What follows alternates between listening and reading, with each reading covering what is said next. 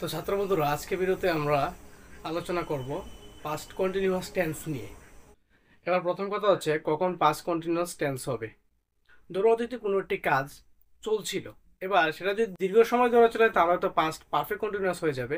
ধরো কোনো একটা কাজ অল্প সময়ের জন্য চলেছিল, তখন সেটাকে আমরা বলবো যে পাস্ট কন্টিনিউয়াস টেন্স। এবার পাস্ট কন্টিনিউয়াস টেন্স বাংলায় চেনার উপায় হলো, কোনো একটা লাইনের শেষে করেছিলাম, করিয়াছিলেন, করেছিলেন, করেছিল, এরকম থাকবে। এটা হলো সহজ উপায় যে বাংলা এইসবগুলি শব্দ থাকলে শেষে আমরা বুঝে নেবো যেটা পাস্ট কন্টিনিউয়াস টেন্স। কিন্তু ইংরেজিতে সেটাকে কিভাবে আমরা চিনবো, তার জন্য আমাদের জানতে হবে যে টেন্স অনুযায়ী এইসব লাইনগুলি লেখার স্ট্রাকচার কি হয়।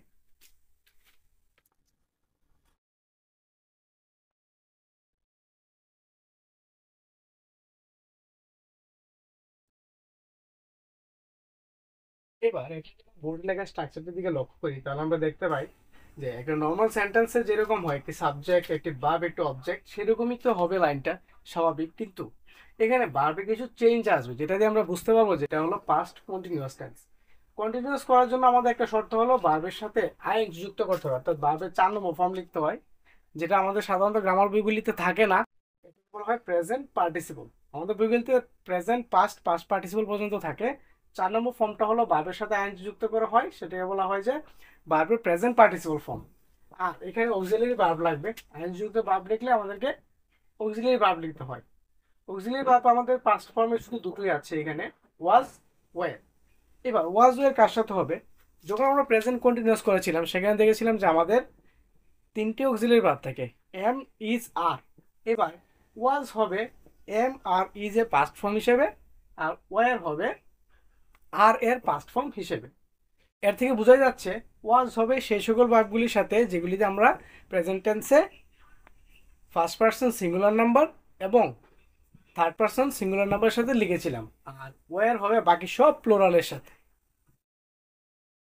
এবার এটা এক্সাম্পল নিয়ে আমরা ব্যাপারটাকে আর একটু ক্লিয়ার করে ফেলি।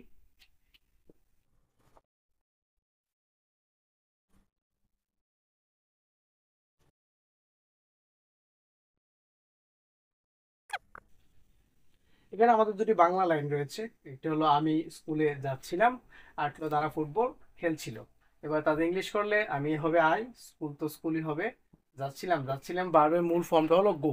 এবার এটা যদি পাস্ট কন্টিনিউয়াস টেন্সে লিখি তাহলে আমাদের কি লিখতে হবে?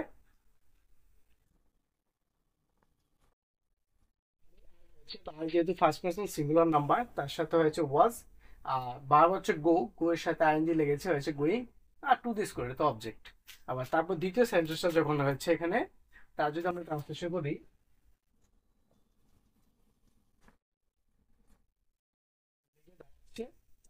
তার আমার হলো প্লুরাল নাম্বার, থার্ড পার্সনে রয়েছে, তাহলে দি প্লুরাল নাম্বার হয়তো ওয়ার হয়েছে।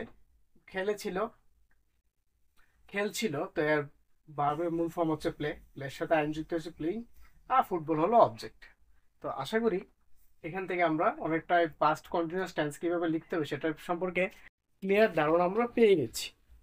তাহলে আমাদেরকে মূল এখানে যে বিষয়টা হলো যে পাস্টে এমন কিছু ঘটনা যেটা ঘটেছিল বা ঘটছিল, একটা ছোট সময় ধরে ঘটছিল, সেটা হবে পাস্ট কন্টিনিউয়াস টেন্স। এবার পাস্ট কন্টিনিউয়াস টেন্স লেখার সিস্টেমটা হলো যে একটা সাবজেক্ট তো হবে, সাবজেক্টের পর একটা অক্সিলারি ভার্ব লাগাতে হবে। তো দুটো অক্সিলারি অপশন রয়েছে আমাদের এখানে, ওয়াজ, ওয়ার। সিঙ্গুলার হলে ওয়াজ, প্লুরাল হলে ওয়ার।